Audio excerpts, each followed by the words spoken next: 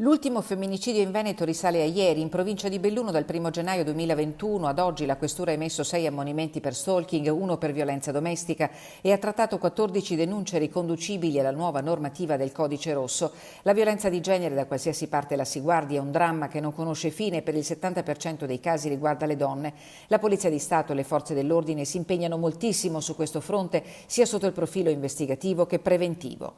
Il profilo preventivo può essere affrontato con tutta una serie di misure di prevenzione che sono veramente utili e sarebbe opportuno che le persone veramente le conoscessero. La nuova campagna lanciata oggi intende perseguire lo scopo della diffusione capillare, innanzitutto dei numeri utili a cui rivolgersi in caso di necessità e poi a riconoscere le diverse sfaccettature della violenza. Nell'opuscolo presentato da Questura di Belluno e Aspiag Service, titolare dei marchi Despar, Eurospar e Interspar, sono racchiuse informazioni preziose destinate alle donne che nei supermercati sono di casa. Grazie intanto alle questure, perché con questo progetto e nello specifico sulla violenza di genere noi diamo l'opportunità con un piccolo opuscolo di poter dare un'informazione reale a chi ne ha necessità, non solo a chi oggi vive in un momento di difficoltà o pericoloso, ma soprattutto anche per cercare di informarsi. Un problema serissimo che va affrontato a tutto campo e quindi questa iniziativa di Despar è un'altra iniziativa utile